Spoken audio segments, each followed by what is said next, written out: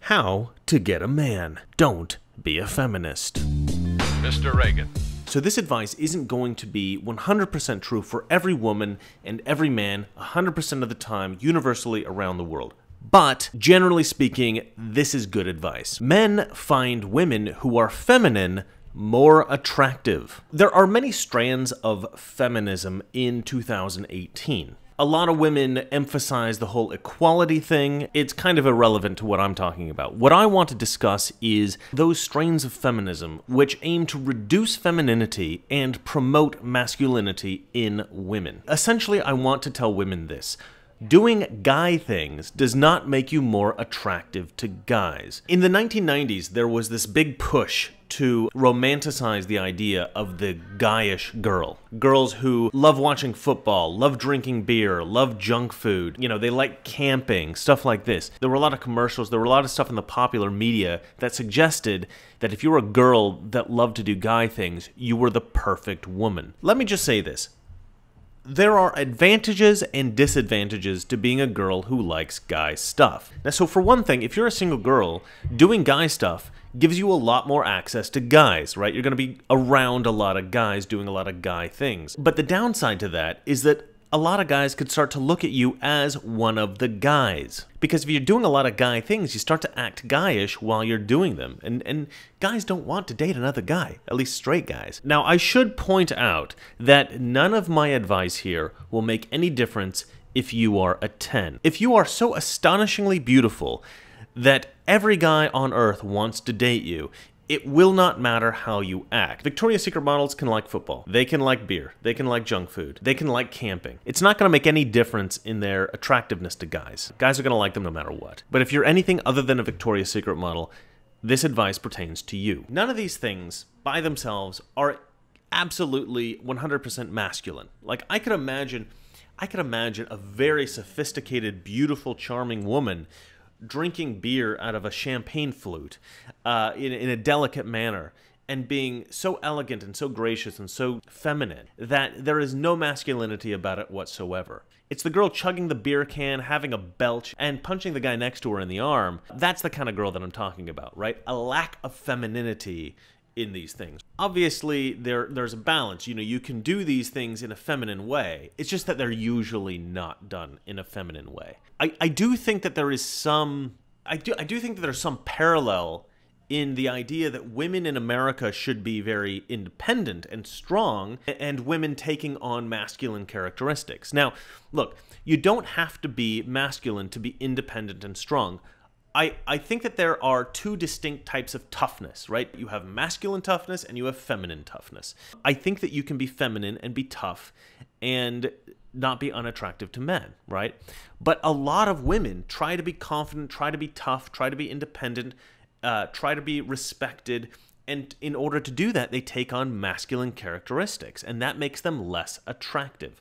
Okay, so what am I talking about? So a woman who can take care of her own finances, act responsibly in the world, confidently walk into a room and speak to anyone and shake their hands and be confident and be charming, that's a kind of independence and strength that all men will find attractive, especially if it's done in a hyper-feminine way. And a lot of people say, oh, that's sexist, a woman has to use her looks. Look, men are aesthetic, right? We love beauty.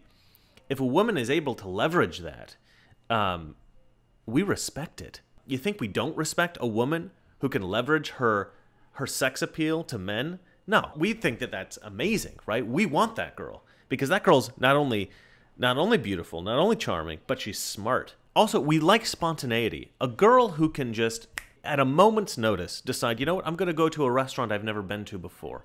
Try out a new thing. Try bungee jumping. It doesn't have to be that extreme, but a woman who's willing to just, on a moment's notice, try something new, do something that she's never done before, that we find very attractive. And that's not typically considered like a strongly feminine trait. It has something to do with a kind of toughness, right? That kind of toughness we do find attractive in women.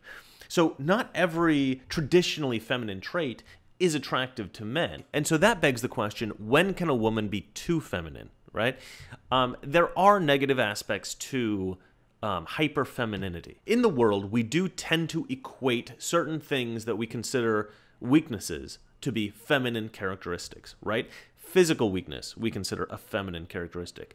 Dependence, right? Not being independent, but dependent on the guy, we consider somewhat to be a traditional trait of women. We consider delicacy in a woman to be feminine. And like, okay, I was talking to my brother and he was talking about like a girl who's like, say, high maintenance. Being high maintenance is a sort of an unfortunate side effect of being a girl who takes great care and precision in how she looks and how she presents herself. But being a woman who looks great and presents herself well is an attractive quality, right? So you have a balance. Do you want a girl who is very beautiful and presents herself well? Or do you want a girl who doesn't take a lot of time in the bathroom, right? And you can have both. I mean, it is possible to have a woman who's not high maintenance, but who's also stunningly beautiful. That's possible. But you know, there are certain levels, I think, of care that a woman takes of herself. My girlfriend takes absolute perfect care of herself, total precision. I mean, the way that she does her makeup, the way that she has her nails done, she is clean, she is precise, and it is impressive. That said, there is a little bit of maintenance that is required for that, right? I wouldn't consider her like super high maintenance, but she's definitely a higher maintenance girl than some of the other girls that I've dated. And that's a balance that has to be struck. I don't think of that as a problem. Some guys might. So I was talking to my roommate Dunya about this, and I mentioned that men don't like women who are too weak, and men don't like women who are too dependent. Even though we like to take care of women, we like that aspect of masculinity. But if they're too weak and they're too delicate and they're too dependent, well, in those cases, like, we just spend all of our time taking care of the girl and we neglect everything else in our life, and it becomes frustrating, right? So we want a woman to have some independence, some strength. And she said, well, you say that, but I find that all of my delicate, dependent, weak friends all have boyfriends. They all have boyfriends all the time. Men flock to them. She goes, why is that? And I said, well, it's not the weakness that they like.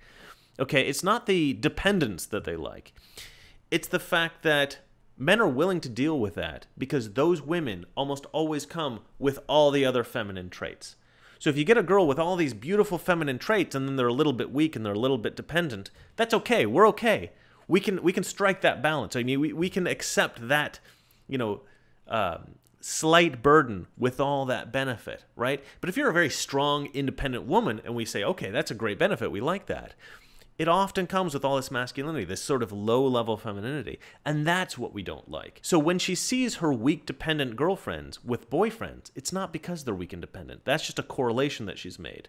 It's because they're hyper-feminine. That's why the guys are after them. But let me tell you about when I first met Valeria, right? Okay, so early on in our relationship, Valeria turns to me and she said, you know, I never thought I would date an American guy. I always thought all American men are pussies. That's true. That's her words, okay? Her words.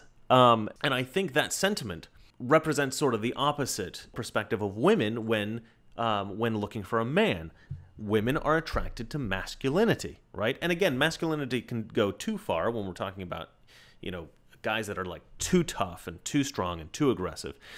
And in the same way, a woman can be sort of too delicate and too weak. Valeria doesn't like breaking nails. She absolutely hates it, but she doesn't cry about it. You know what she does? She takes the broken piece of nail, she gets super glue, and she glues the thing back on, all right? To me, that's kind of tough, right? I'm impressed by that.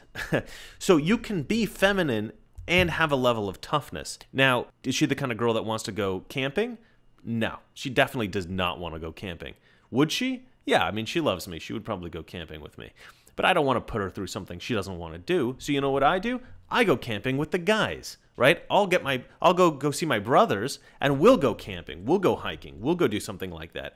I don't need her to come along for that. I have her for other things, obviously.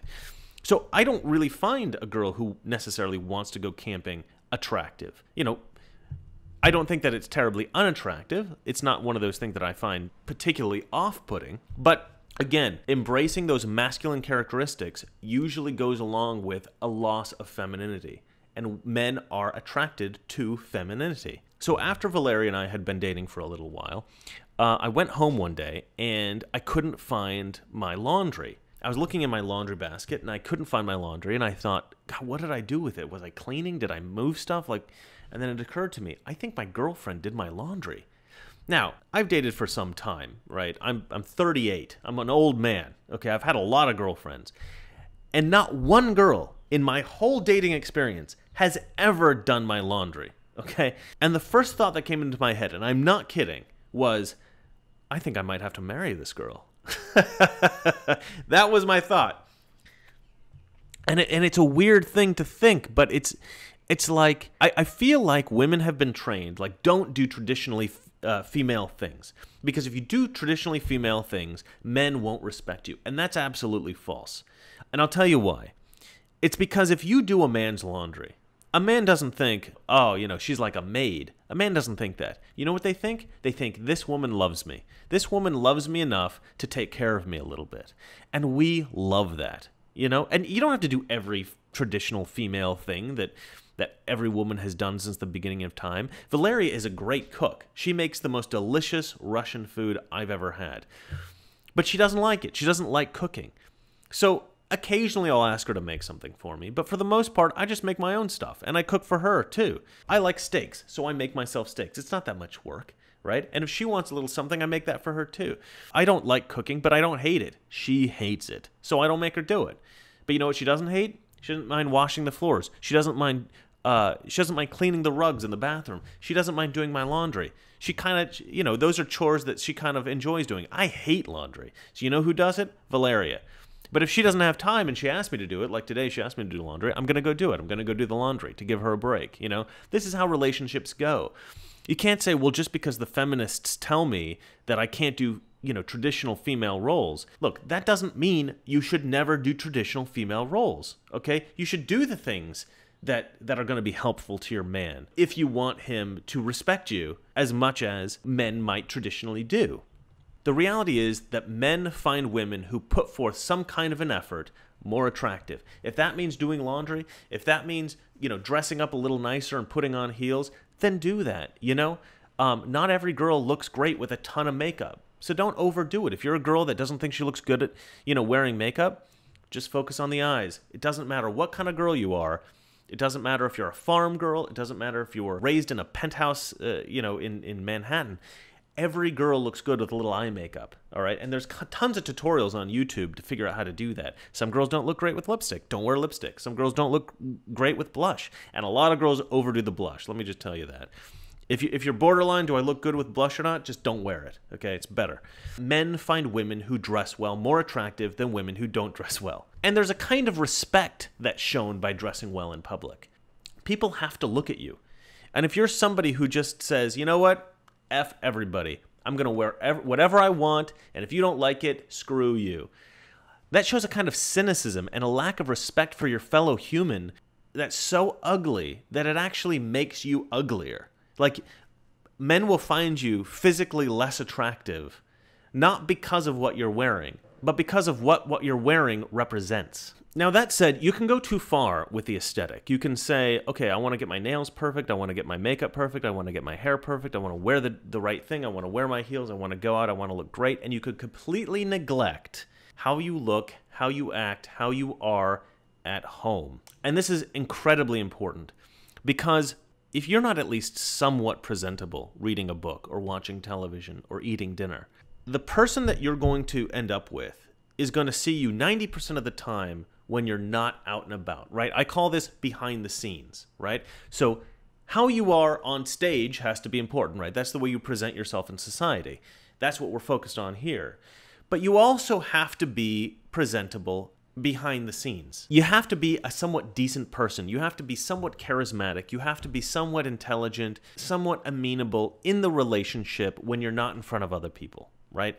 And not enough people focus on that. We like to fall into extremes in America, right? So some girls just focus on that, don't focus on their on-stage persona, and then they don't get why guys don't like them. They're like, yeah, but who I am, alone at home is great. So why aren't guys asking me out? Well, it's because you don't produce any effort whatsoever to present yourself to the public. So guys are just going to think that you don't respect yourself. Your public persona in the minds of other people reflect your own personal respect for yourself. And they think that it reflects how you are in private, right? They may not think that, you wake up every morning with perfect hair and makeup, but they will think that the way you present yourself in public is a reflection in some abstract way of how you are privately. But if you just present yourself well in public and you don't work on your private persona, then you're never going to sustain a relationship, because guys are going to get involved with you, be horribly disappointed at, who you are behind the scenes, and break up with you.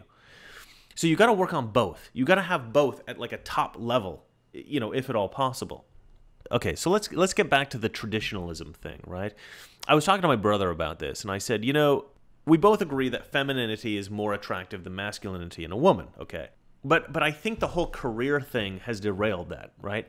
Because for so long, women have been told by feminists that they need to have a career, that like every woman in America is looking to build a career, right? There's no women in America that are just happy sort of being with a successful man and not developing their own career.